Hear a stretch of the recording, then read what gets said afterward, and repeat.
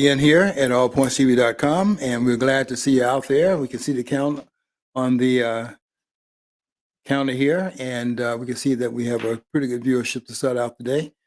I guess we have your permission to start your engine. I'm back from a trip I took out in Las Vegas, and I'm back as of, let's see, I got back here Friday of last week, and today is Monday, so I was there for a week, and I had a very good time. Talked to a lot of people out there, and I came back somewhat of an expert on Hispanic culture because I spent a lot. They say stay in Mexico. If you stay in Mexico, you're staying in places like I didn't see. I mean, what did I see in Las Vegas? And I went to the University of the Las Vegas University because I was there when Trump came. Trump came to Las Vegas because he's trying to win Nevada, and I think he's going to win Nevada from what I saw when I was out there. But he came to Nevada. He came to Las Vegas, Nevada, on Thursday, and I think he was scheduled to speak at 10 o'clock. And that's that place where he spoke in. That's a very nice. That's a nice university, very well laid out. And I don't have any sense of direction. I didn't understand they had two different parking lots that were parked adjacent to each other. I came out on the wrong side of the Coliseum that we were in, and I didn't know they had one parking lot over here, and that was what they call the Wichita parking lot. Then they had another one on the other side, the same kind of layout. Maybe that's the one they have when they have the visitors or something at the basketball game. That stadium, that place, that Coliseum that we were in, according to what Trump was saying, that place held 29,000 people. That place was bigger than, if that's true, and it did seem like it could hold 29,000. If that's true, that place is bigger than Madison Square Garden, where Trump spoke yesterday. And that place was packed. And so I'm sitting in there, and I guess I might have been one of the very few blacks that were there. When I got there, really, I didn't want to be out there 4 or 5 hours like we were when they came to Flint. We have an auditorium here that seats about 8,000, and if you want to get in there, you got to be there 4 or 5 hours before the time. I got there about 9:30. He's going. The idea was that it starts at 10, and I was able to go right in there. And once I got inside the structure, it was pretty much the things were already going on. Trump wasn't up yet, but the event was going on full steam, and it was really just a well laid out event, very well planned, and very just electric. And I was saying to myself, are they talking about this, that Donald Trump is trying to win the Hispanic vote? From what I saw in there, Donald Trump already has the Hispanic vote. If that's typically, Las Vegas is the largest. I've been to Reno too, but that's the largest city in Nevada, and if that's typical of his support, and that kind of filters out in other parts of the Southwest, then Donald Trump is going to swamp this election. I came away thinking to myself, how is this election going to be close with the kind of support I saw in that arena? Because everybody in that arena were constantly up on their feet applauding what Donald Trump was saying. Of course, we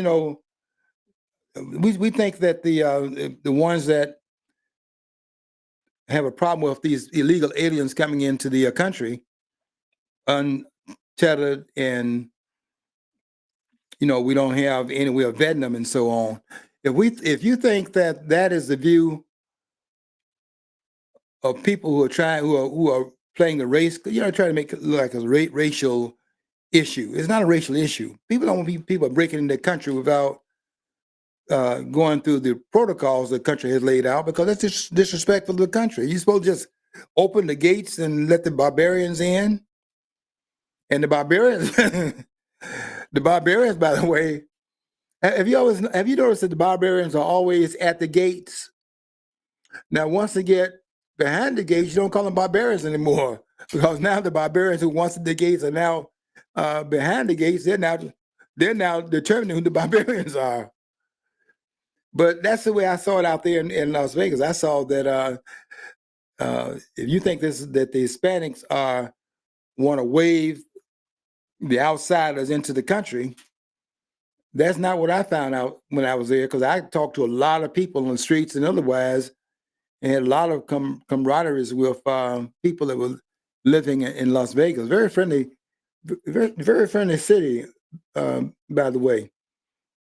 I can see why people would flock there. I mean, it has economic advantages and things like that too, because of the fact that the tax base is reasonable, because they don't get their money from so much the taxation from the residents.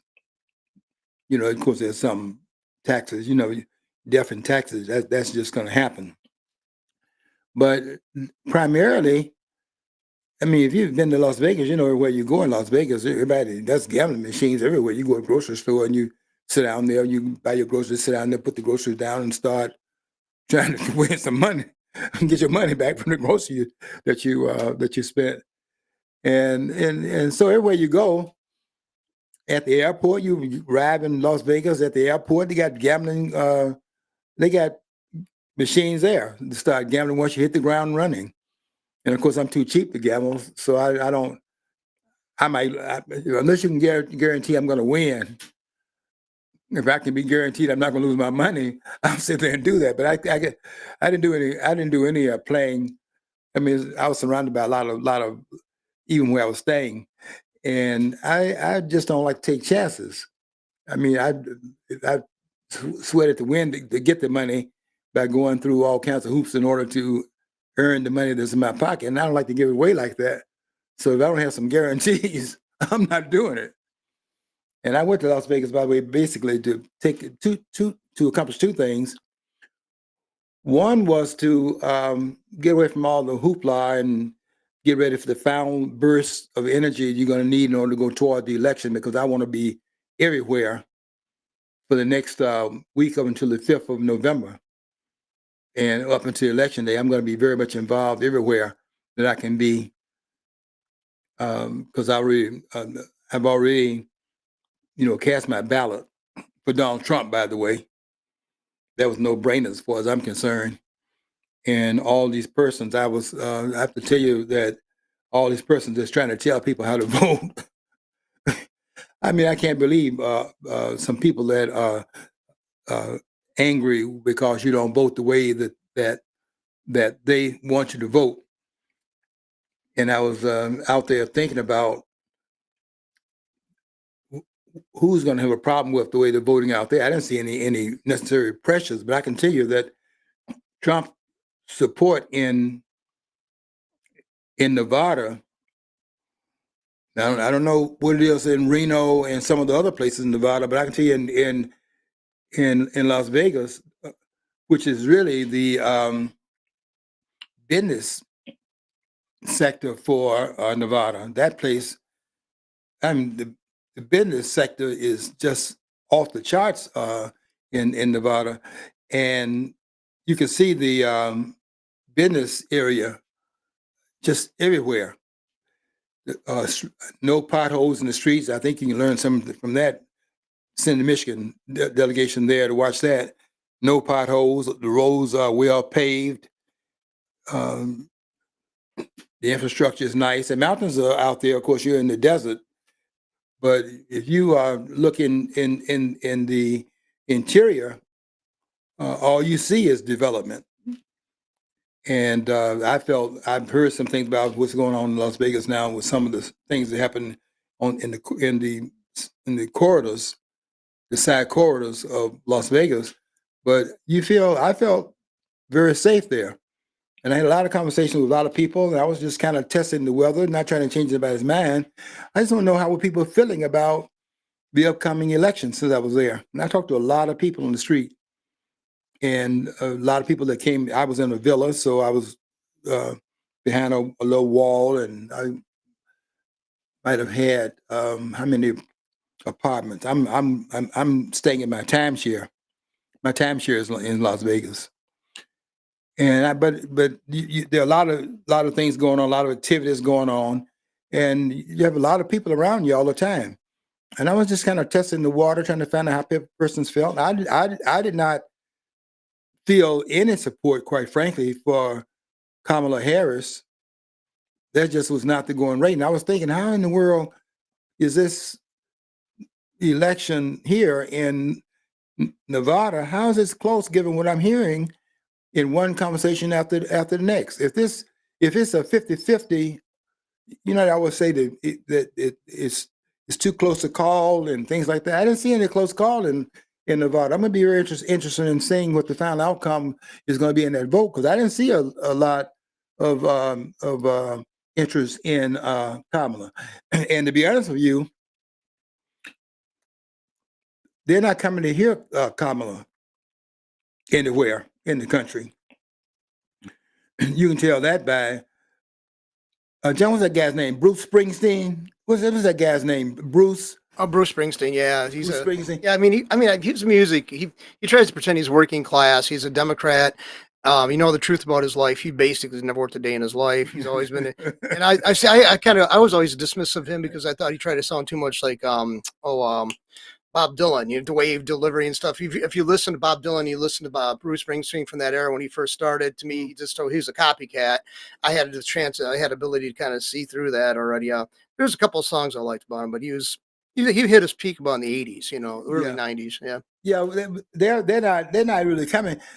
Kamala Harris can claim that her numbers are very much above the numbers that Trump is pulling, but they're going to hear Trump speak. What they're doing with Kamala, and somebody told me this just the other day. They said that they went to her gathering in one city here in Michigan, and they said that I think it was in Michigan.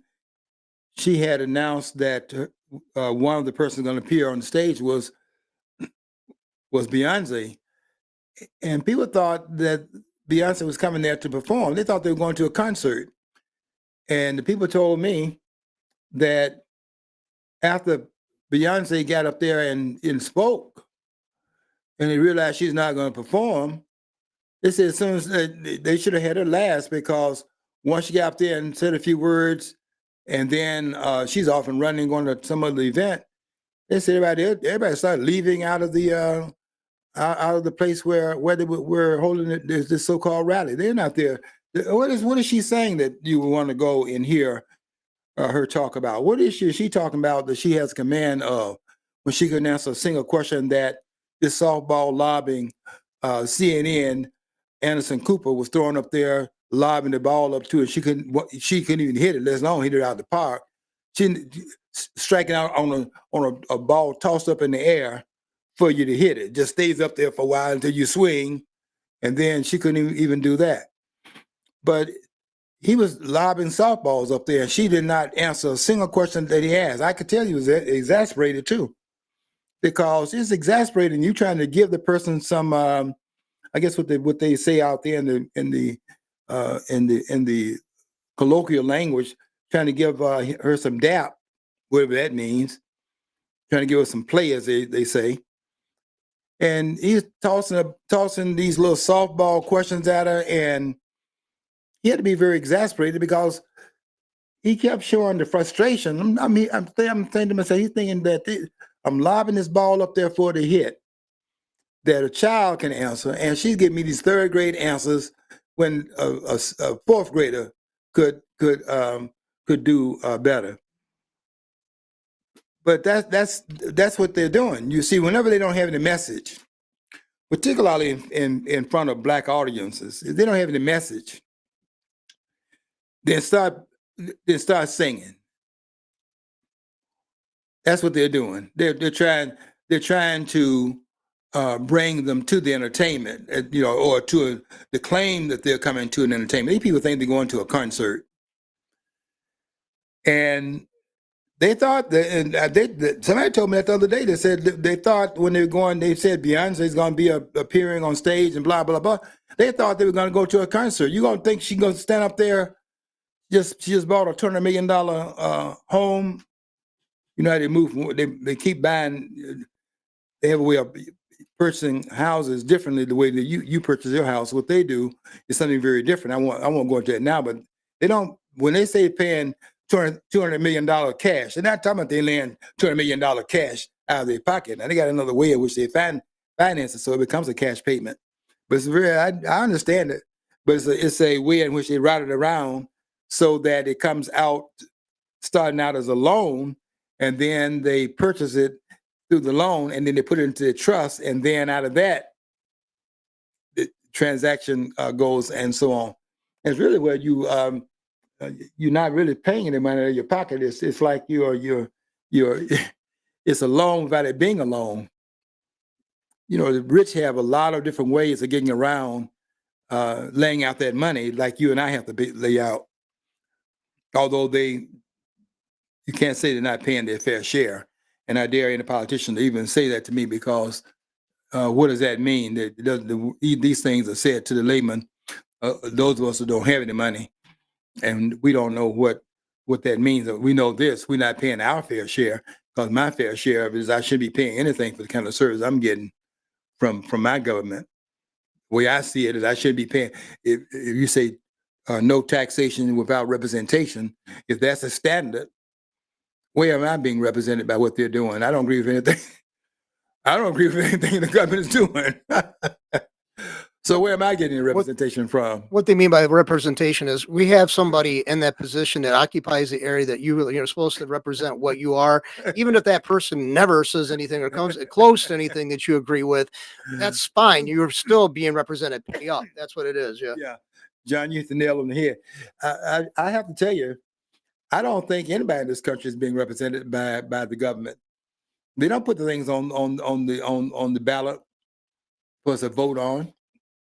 We didn't vote on giving Zelensky at this point around 200. How many $1 billion have we given to Zelensky, the president, dictator? They don't have a problem with a dictator that they're supporting, and then the person is not a dictator.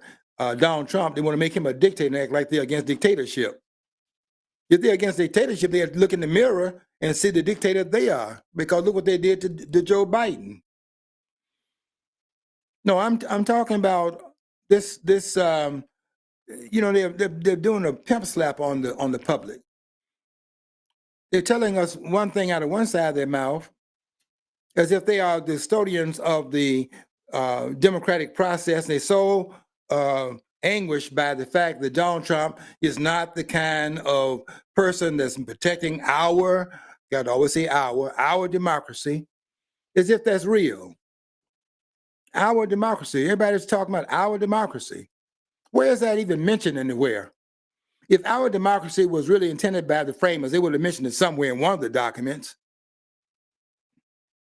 They would have mentioned at least somewhere in the Constitution. You would have thought that Jefferson would have written it in the Declaration, and if he didn't mention it, they had a lot of revisions of it before they actually got it down to what they wanted to read like. They did a lot of revisions of that document. It's Jefferson's document, but go look. I have some of the original copies of what they were doing there, and the revision of it at the Continental Congress. They revised. You don't find the word democracy anywhere in there. They were not striking it out and putting something else in its place. The word democracy was not written in the drafts or anywhere else in the document. And that's for a reason.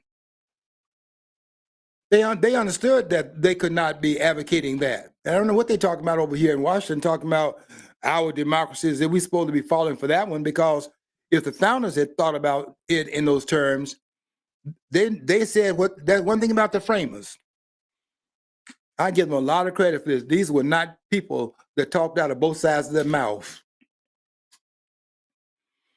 That's why that word shall is in that document. They wore that word. They wore that word out. They weren't saying could, should, wiggle room, maybe. Do you think you should do it? How you feeling about it today? Will you in fact comply? You feel this is right? And what's your view of it today? They weren't doing that. What they were doing was laying it down so that people would understand that this is a mandate you're being dictated to. People don't take this point, but I have said this a number of times, is that the Constitution of the United States is a document that commands the government to operate a certain way. It commands the government to operate a certain way because the fear they had was it would go off the rails, and that's what they had gone through with the king. They didn't want to repeat that. You're not out there dying and shedding blood and risking your life, committing your when they say we dedicate our sacred honor. They're not. These people took their word seriously. Not like we're doing today, where you say one thing. I get taken all the time by people in my inner circle telling me they're going to pay me back. I haven't seen a dime. I think I think one person that I loaned a large sum of money, I loaned $2,000. I really didn't have it. I knew I was going to get paid back by this person. I loaned him $2,000. He was in a tight, and it's a legal tight, and I had no problem. Not that I got some bank somewhere, but I can loan him $2,000, and I knew I was going to get that back. Now I wouldn't be loaning everybody $2,000, but I knew he's going to pay me back because he's that kind of guy. He's that kind of guy I like to be around. I like to be around people that are men and women of the word. And I don't find too many of them out here, quite frankly. But he paid me back. But these framers were the kind of if you really study there's a book out that lets you study their words. There's a book, a little thin book. I just bought it, and it's the framers speak to. It's called the framers. It's something like the framers speak to a nation in crisis. It's what the framers would be saying and what they have said, and interpolating that into what is happening right now. And what they'll be saying to this nation here is, your word is your bond. That'd be the first thing they say to these politicians. Say what you mean. Are you going to see this in time in your lifetime? Say what you mean and mean what you say. How many politicians in Washington? I know this is a Parallax view. How many persons in Washington say what they mean and mean what they say? Let me give you a number. Is that number that over in Hungary, Viktor Orban, a great political leader, he was talking about the immigration in his country, and he wanted to emphasize the number that they allow in there. We're just coming to the country unannounced, uninvited, and you're just going to be a guest because you decided to just go over there. We're going to cross over in your country and so on and so forth, like you do in the United States, which is not a serious country, by the way, anymore. We're not a serious country. And everybody was saying the number that we have coming in here that come in here unvetted and just come into the country, he said and he emphasized by showing the number. He said it's he looked through the little circle he had made and put did his close one eye and put the other eye in that little hole of the finger closing, and to show them what the number was. The number is 0. You're not coming into a Hungary unannounced and uninvited, and you don't go in there talking about. He's not talking about waiting the country next door, and then you can come. People talk about waiting in Mexico. I was in this last week. I was saying, what does that mean here?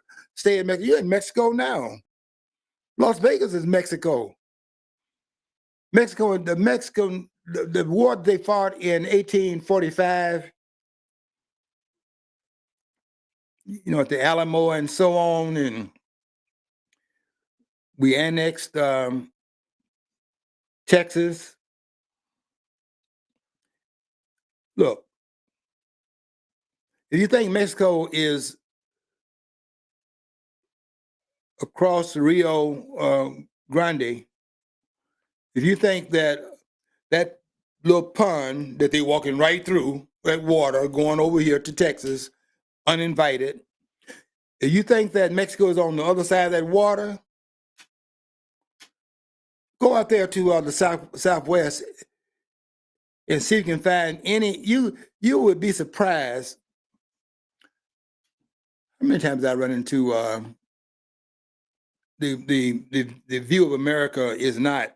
The view of America is when they say, we are one, we are one. I want that little commercial they have on there when they're trying to get everybody together, and it's a nice ad, and they're saying we are one, and they show you different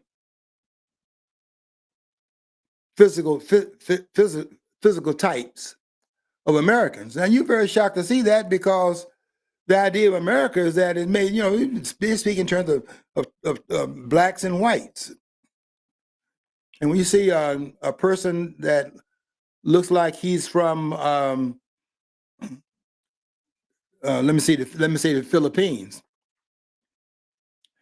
it's kind of surprising to you, because the idea of America is like you see it in contrasting terms. You see it in color terms. And I really was brainwashed on that one until 1984 when I went to Egypt. But boy, you go out there and you say, well, where are the, quote, typical Americans? Where are they? And I'm trying to think how often did I run into the typical American? In that arena at the University of Las Vegas, I mean, I had to find how to get there and to find out how to get out. And I was running around the parking lot trying to find my car, because I didn't understand that the same parking lot over here, it was configured the same way as the parking lot over there. And I didn't know. I thought it was in the parking lot I had parked in. I'm looking for my car, and I said, I'm gonna have to wait until a lot of cars leave out of here in order to find my car, because I know it's in section 5, but I wasn't getting this Wichita name. I know there were 2 different areas. One's Wichita, and then the other one was named something else on the other side. I want to section my car. I'm in the wrong parking lot. The one that's over there was the parking lot I should have been in. But one thing that I tell you about that, some guy was watching me. I'm over stumbling around with my crazy self. I don't have any sense of direction. I can get lost in one room of my house. And this guy I'm trying to get my horn on the car, and I'm trying to get the horn to start blaring so I can locate where the car is. And I kept doing this. No car talking back to me. And I'm feeling very frustrated, and I'm tired, and I don't like to walk in the first place. I'm walking all over the parking lot. I knew it was in section 5, but you got this name up there. I knew that name was not what I saw when I went in there. I didn't know there was section 5 here, Wichita, and section 5 over there. What was that called over there on the other side? It was a section 5 over there. I can't think of the name of it right now, but they had 2 parking lots configured the same way. I didn't know that the other one's over there, but the guy saw me trying to find my car, and I kept trying to click on and hear the sound somewhere. And if a sound went off, I ran over there. I went over there to see if that was a car. No, that's another guy getting his car. But there was a guy apparently watching me, and he came by in this Jeep. Now, folks, let me tell you something. You're going to pick me up in a Jeep. Don't do that again, please. I couldn't raise my leg up there to get in the Jeep. The guy had to come out. I knew he was tired of me. But he came out and helped me get in. I couldn't throw my leg up there to get up that high. That Jeep was up there. He had those real large tires and things like that. But that's what I ran into. I ran a lot of people, and I ran into my people in Las Vegas. I don't mean any phenotype. I ran into my people, the kind of people that have some integrity. That's what I ran into. And this guy just, I guess he'd been watching me going from one part of the parking lot to another trying to find my car. He was driving and came back and he said, do you need a ride? I said, well, I thought my car was over here. And he said, well, it's another parking lot. It looks the same way as this parking lot is over there. And let me take you over there and see if your car's over there. And went over there, and lo and behold, I had a revelation. There's my car over there, very identifiably in Section 5, but that Section 5 was a whole different name for that part of that parking lot. So Wichita is one part, then another name over there where I was. I don't think there was a third and fourth part. It seemed like two big parking lots. But I was there, and I'll tell you, I was there with Hispanics from here to Texas. And if that is typical of the support that Donald Trump is getting out there in Nevada, I can tell you there's nowhere in the world this thing can be what they're saying it is. And I don't believe, and I came here telling everybody that I talked to once I got back, I would say, I don't believe these numbers. Not from what I saw out there, not what I was hearing on the street and talking to a lot of people. I talked to a lot of people. One person at the when I say college, what I call this a coliseum. One person I met at the Coliseum.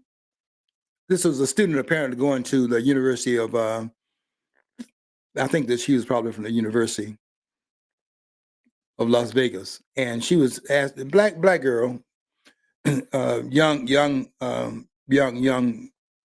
you could tell she was a student. And I guess it was so strange to see me in there, because I didn't see a lot of, I didn't see a lot of blacks that were there. And I'm trying to think what the numbers of blacks that I saw while I was there. But anyway, she asked me, she's a Trump supporter, and she was asking me if she asked me if I needed something about with the election. And I told her I have already voted. And she was very surprised. She said, "You already voted?" I said, "I've already voted." And so the idea is that if you voted, then what are you doing at a rally? Because obviously, if the rally is to get you to vote, and you've already voted, so what are you doing here? And I was there to support, my candidate. Donald Trump is my candidate. And she was very enamored by the fact that I was a supporter, and I knew she was a supporter from what she was saying. And we had a nice conversation about it, and I was trying to find out what her view was about how things were going. She pretty much relegated the same view back to me that I was relegating to her. I could tell where she was coming from, and that was a very electric moment in a sense. But she's out there trying to find out who hadn't registered. You got so many more days before the ballot has been. You can't get the absentee ballot beyond a certain day, and so on. You have to make sure you do your work. And she's making sure that was going on. I was surprised to see her so enthusiastic about Donald Trump, because they're now trying to. They think they're supposed to act like Obama, and Obama talking about if you. This is Barack Obama. I have a lot of animus against this guy. I was to say the other day, I don't know how to relate to this, but I thought I'd bring it in. The other day, I heard somebody at my door, coming up the steps, and I looked out my door, and there was this person that was just getting back into a car, and I was looking around. I thought maybe they knocked, I didn't hear him, and I was sitting right there. But I looked, and hanging on the fence was it's got the little notch thing you can hang on stuff like door handles and stuff, and there was on the fence. And at first, I thought it said the first part of it. When I looked, when I was coming up to the fence, it said something about Harris, and I said, okay, you're barking up the wrong tree.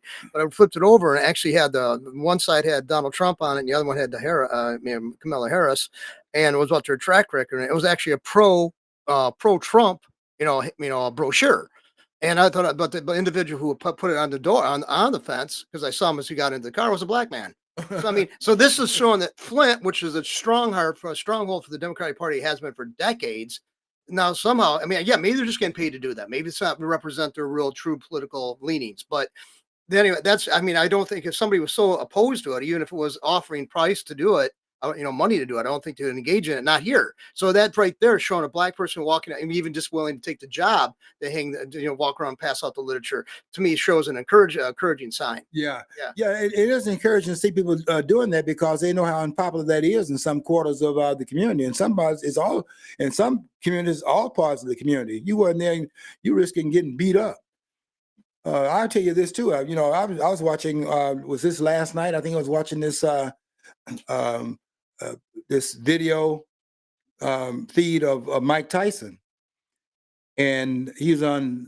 He was at some studio, and the guy was saying that Mike Tyson was saying that Donald Trump was a friend of his, because a lot of it's amazing that Donald Trump had a lot. Oh, take for example Oprah Winfrey. Take not only her. Take Whoopi Goldberg. I was surprised to find out this past weekend that Whoopi Goldberg was once very laudatory about her affection for Donald Trump. She was just smooching and all the rest of it. I mean, you cannot believe the night and day contrast between her feelings for him then and feelings there. When he started running, they still had a certain affinity. All of them did. Wanted him to be successful and so on and so forth. But they thought he was going to get out there and, didn't know he's going to run as a Republican. They're not Republican. They're never going to be Republican. You're never going to get Oprah Winfrey over there. And I'm not a member of the Republican Party. No way am I going to be a member of either one of these parties. I think both of them need to get out of here with their nonsense. But I am a conservative, and to the extent that puts me in closer alliance with the barbarians. I'm using the word barbarians here. Barbarians in the Republican Party. Give me those barbarians rather than the real barbarians. And so, I mean, there's barbarians at the gates, and there's barbarians behind the gates. And so I consider the Republicans to be the barbarians behind the gates, and the ones and we got to get the ones at the gates, because those barbarians are dangerous. If they get behind the gates, this thing could be a wrap. And that's what I'm trying to organize against, and that's where I was trying to get the temperature. What's the temperature that I'm in this environment? I'm not trying to go out here and do a lot of influencing how people. I think your vote is your right to express yourself politically at the polls. But when you have people like Obama saying things like this right here, I'm ready to smack him one. No, I'm not going to smack anybody, but I like to smack him for saying that he's talking about you can't get the brothers. It's the brothers now, the brothers. Let the brothers come to Martha's Vineyard, where you got that $12 million mansion. Let the brothers come in there and use the bathroom. Let me see. Let me see the brothers do that. Because they on that Martha's Vineyard for about 30 minutes before they kicked them out of there. Brought the army and told them out of there. Get out of here. You've been doing it here. When we talk about we want access, when Obama those first time out, they want access and open, no limits on where people can go and all of the rest. They talking about your neighborhood. They're not talking about their neighborhood. In their neighborhood, they're telling you get out of here. And people thought that, and that's one of the smartest things that this guy did down there in Florida. He took y'all coming to Florida, y'all saying, we not sanctuary, and look how we're racist and all that. Okay, put them on the bus and send them up there to Martha Vineyard. Now, all the ones saying we should be a open city. Yeah, that's open city. That's your city to be open. They're not talking about their city to be open. And when they went there, they found the same kind of harsh treatment, harsher in some ways. They weren't there more than 30 minutes before they carried them out of there. So Obama's talking about, here's Obama. Obama's talking about the brothers are not supporting Kamala Harris. And it says, I got a problem with that. Well, you know,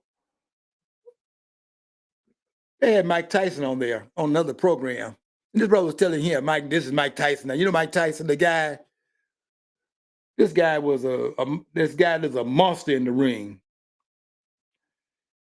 And so the guy was talking about, Tyson was talking about Donald Trump is a friend of his. I have respect.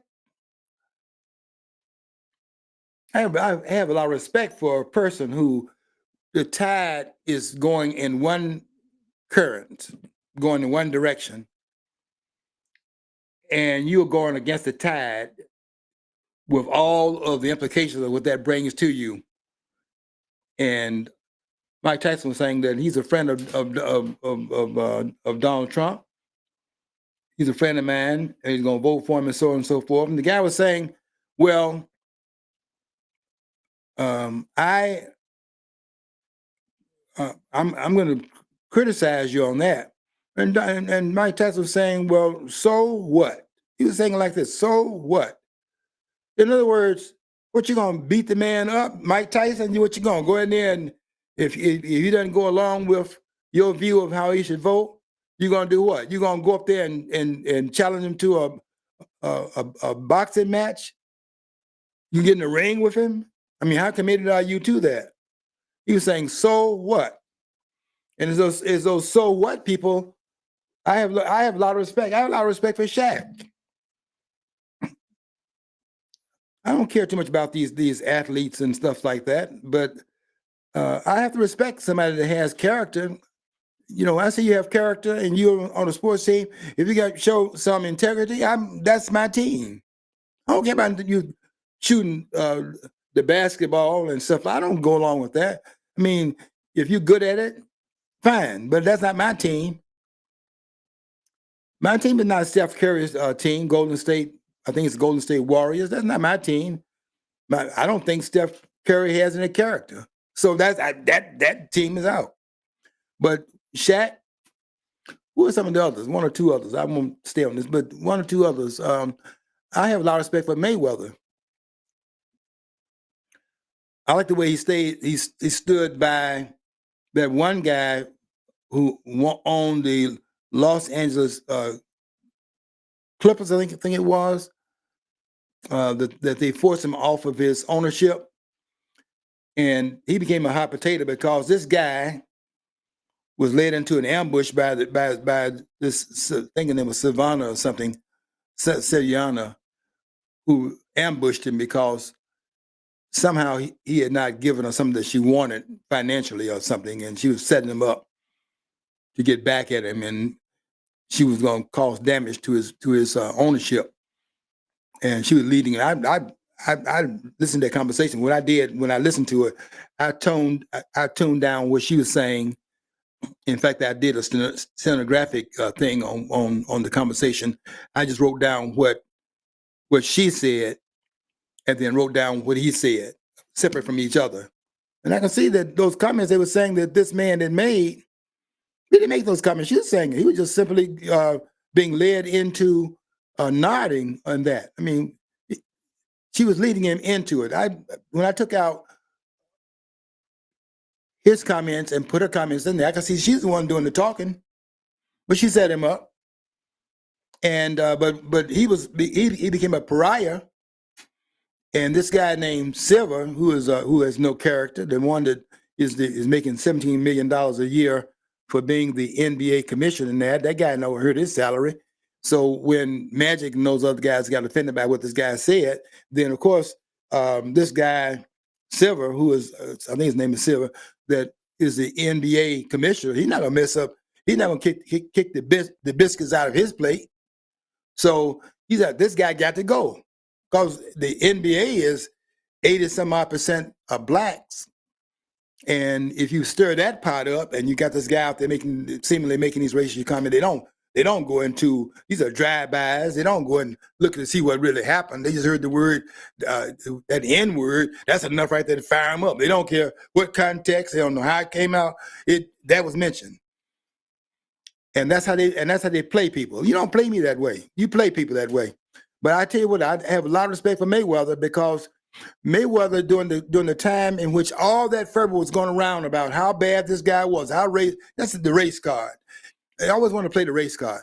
And what Mayweather was saying was, look, he said he would call me, said, Floyd, come over here and sit with me and my wife at the basketball game, and then say we always accommodate him. What I respect about Mayweather is that became persona non grata. You don't come and compliment a man is under fire by everybody. And Mayweather stood by him and so on and so forth and said the things he would say about him before the Firestone was created. And that's why I judge you. I judge you how you handle yourself under fire.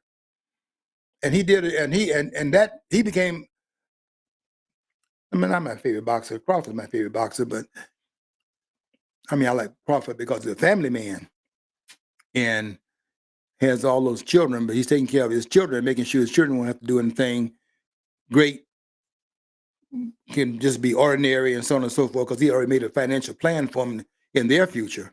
I respect that. And so he's my favorite, but I have a lot of favorites out there, but in order to be my baby, it doesn't matter. It doesn't matter about how good you are in your sport. But if you don't have character, I'm gonna tell you right now, I didn't watch any baseball this year. But if in the World Series, if I find a team out there, a player out there that's standing up and have some integrity, that's my team. I don't have no ball clubs that I'm willing to fall on the sword for. I'm going with the character test on everything I do. If you don't have any character, get out of here. And I have a lot of people that I don't even know. That guy that picked me up in Las Vegas, that showed a lot of character. He didn't know me, picked me up, and I'm out there fumbling. I'm not a walker, so I'm walking in that parking lot. There's a big parking lot, and I didn't go. This horn went off. I walk over there. Is that my car? Nope. Over here, another horn go off. People trying to find their cars. I'm trying to find mine. I'm in the wrong parking lot. I'm not gonna find it over there. But this guy kept watching apparently, and he picked me up and didn't even know me from Adam, and picked me up. And when I found my car, and now I'm got to use my GSP to get back to where I stay.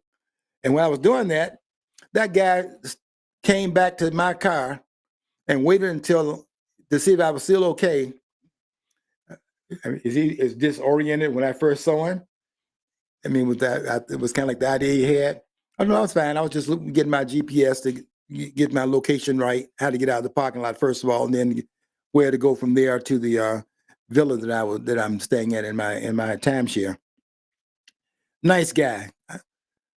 If I could just simply thank everybody that was nice to me on these trips, it's just amazing. I have so much respect for people that I met all over the world. I saw that though at the gathering here for the Trump rally. I mean, the people kind of seem to congregate. I mean, they're talking to you. They come up talking to you. So you have this ability to pull people in, though. Yeah, I think that's what it is. John, it's amazing. That's why I know it's not the people. It's not the people. It's these politicians. That's who I'm trying to be the David and Goliath here. I'm the David here trying to go after these Goliaths in Washington. That's where I'm trying to go. That's my focus. There's 1,000 plagues upon each of their houses. That's the way I feel about them. They know it too. I get too much contact from the government not for me to think they don't know it, because they call. I've had.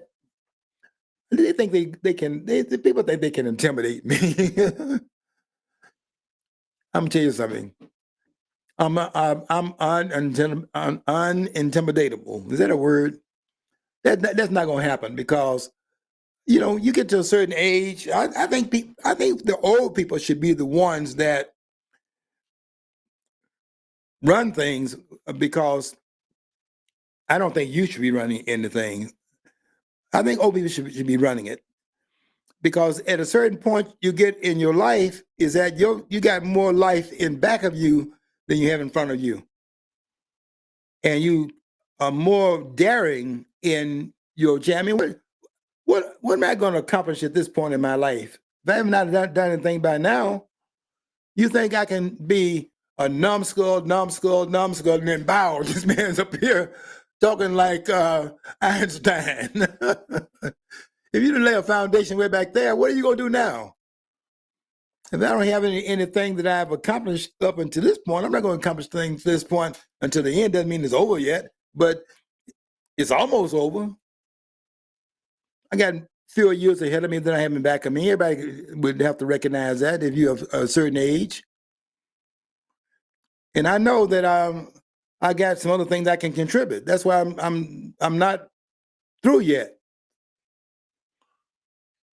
But I have to be realistic too. That time clock is ticking, and I have to be honest.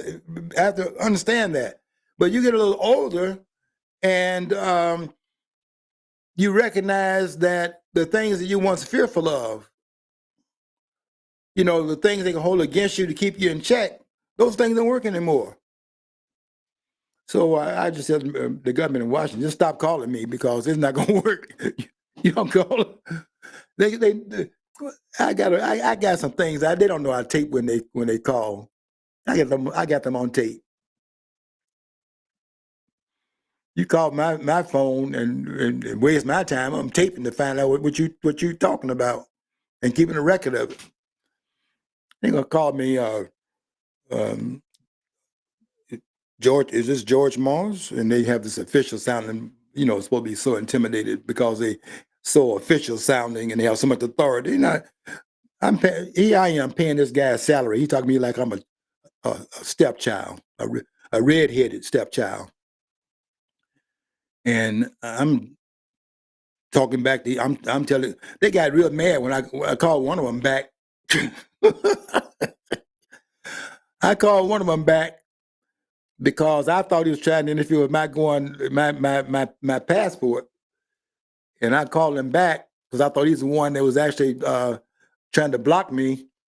And boy, did he not like that. Well, he called me up. I didn't like it either. So I didn't see any difference. That's a trade-off. That's even Steven. But they waste their time. They waste their time calling me up. Because George Moss is going to do what George Moss got to do. If they knew how I felt about them, they wouldn't waste their time calling me up because I don't have no respect for any of them. There's not one person in Washington before Trump got there that I had respect for. I have a lot of respect for Trump. I've already voted for him. And I was telling them when they called me and say, well, you blah, blah. And I said, look, spend your time with somebody else. You're wasting your time here. And we could be spending more time getting more support for Donald Trump because I already voted for Donald Trump. And that's 100%. This is not where you should be in terms of calling me up. And those that called me up for other candidates, because once you contribute to one of them, they got some kind of way of fanning out your name. That's what I found out. You share over here, this guy over there is connected to him, so now they're calling you. And I only have my resources are limited. So particularly on a retired income, so I can only do so much. I do a little bit beyond my means. I put some of that on my credit card and things like that. I'm trying to help a few others out. But I can't do everything I want to do. I'm not going to stretch myself beyond my means because I have family responsibilities, and not everybody is on the one in my family. Anybody who doesn't have an uncle is over there, not on the one. So I got some people not on the one.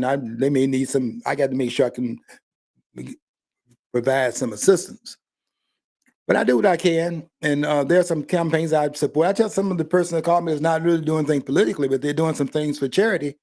I tell them to call me back on the 6th of November, and I'll be able to help you out. But right now, all my political money, I tell those candidates the same thing. All my political money going to Donald Trump because if we lose it at that level there, forget the rest of it politically. I always think about the numbers. You got barbarians over here in the Republican Party. You got barbarians over there in the Democratic Party. The only person that stands out in the political arena in this country right now, the only one that stands out is Donald John Trump. And they talking about this man. You have to laugh at this one. This man's up there on the 38th floor of Trump Tower, living a comfortable life. Doesn't have to hit a lick at a snake the rest of his life. He didn't inherit all the wealth that he has now. This is a smart man. He gonna act like he just fell in his hands and all. You can inherit wealth and end up poor. Well, Donald Trump was given $1 million by his dad, I guess, right? People make big deal about that. Well, even in the 60s and 70s, $1 million in the market in New York and New Jersey was nothing. So he parlayed into billions. So tell me, okay, or a billion, at least $1 billion, right? So yeah. John, the man for 4 years. I look down, Trump, sir. If you allowed back in there by the power players, because it's not just about the election victory now. Let's be honest about that. There's an installation going on in many cases. They can't take a chance on losing, so they cheat. And if they don't cheat, sometimes it's guaranteed they'll lose. And so they cheat because they don't want to guarantee that they'll win. But I want to tell you, Donald Trump, sir, after this election is over and you are victorious in this election, and I think you will be, I think you should, in fact, given your level of commitment to this country and what you've actually already done for this country, I think you should, in fact, collect your salary because you're one of the few persons in Washington that deserve to get paid by the taxpayers, because you definitely are genuinely involved in trying to help the country to become great again. And let me tell you, when the country was great, it was great the first time. And you're not going to like me saying this.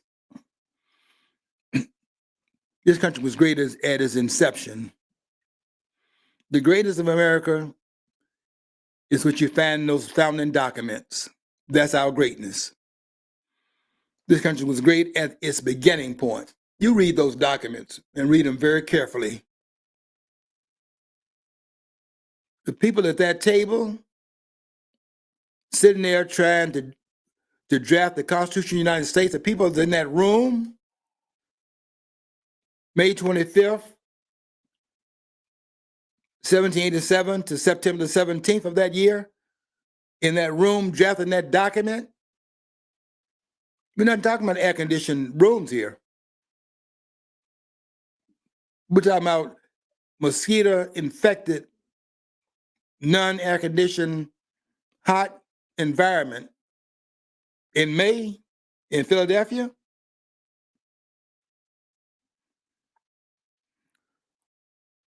Sweating in that room, but determined. And that's why I tell you, and I will tell you again and again and again, we've had one great president in this country, but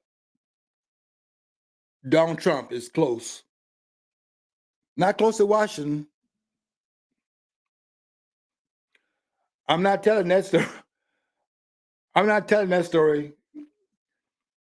And you historians out there, I can tell you this. You're not there on this level. I know what you're saying. George Washington is up there by himself, but they're not going to go along with this one. Donald Trump, if he wins this election, will go down in history as the second greatest president this country's had. He'll be the second greatest president this country's had.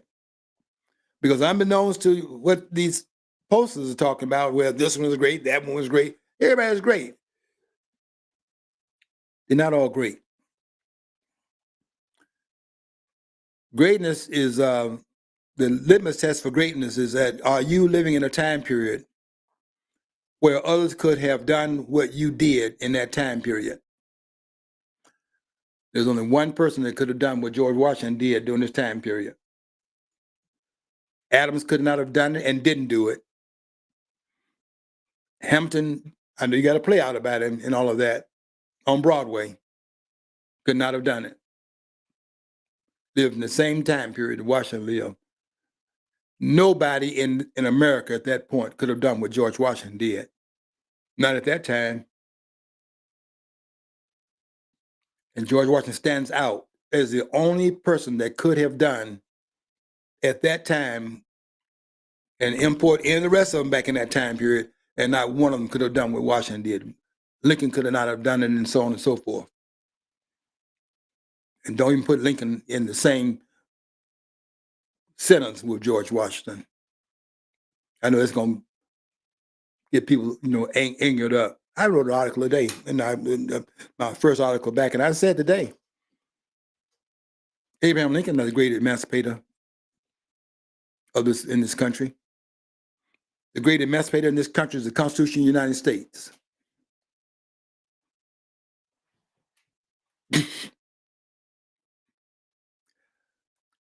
That's a emancipatory document. Now, I'm the only one saying that, and I know the scholars don't agree with me on that, but I tell you this, I know y'all don't believe me, but I'm telling you up straight, they're not qualified to challenge me in this area. They think that they are. I've listened to them. They're TV scholars. And I listen to what they say. And I'm standing up to all of them and telling them this. You're not on this level. You think you're on this level, but not what you're saying. And that's Turley. There's certainly Lawrence Tribe. Lawrence Tribe is a joke. And I don't get a sense that any of them are constitutional scholars, quite frankly. I had to keep, they're just not that. You can't say what they're saying and be that. They're not that. They're scholars. They're not constitutional scholars. I can listen to them and tell that. But in terms of greatness, the way I judge greatness, don't have to be the same litmus test for everybody, but my litmus test is this.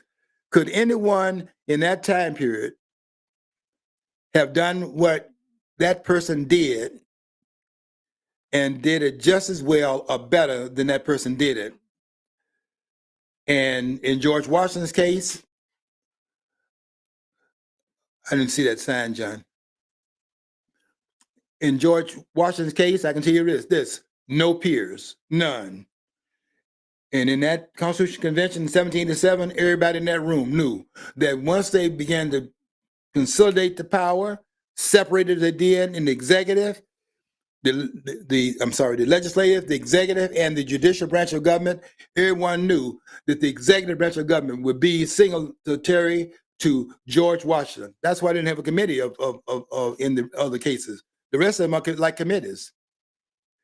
George Washington was going to head the executive branch of government because that's what George Washington stood for and how he stood out at that point in time. Donald Trump stands out right now, and this country has a chance to make the country great again, which would be returning back to its founding source, the roots of it, and so on and so forth. And that's our challenge right now, to go to the polls and vote this man back in there to make this country great, to live out the true meaning of his creed. Back there in the time period when they're saying we hold these truths to be self-evident, that all men are created equal, that they're endowed by their creator with certain inalienable rights, among which are life, liberty, and the pursuit of happiness. That's the founders of the country. Okay, folks, got a lot of work to do between now and November the 5th. Let's do our job well. Until next week, I want you to follow your dream. If you don't follow your dream, you'll never know what's on the other side of the rainbow.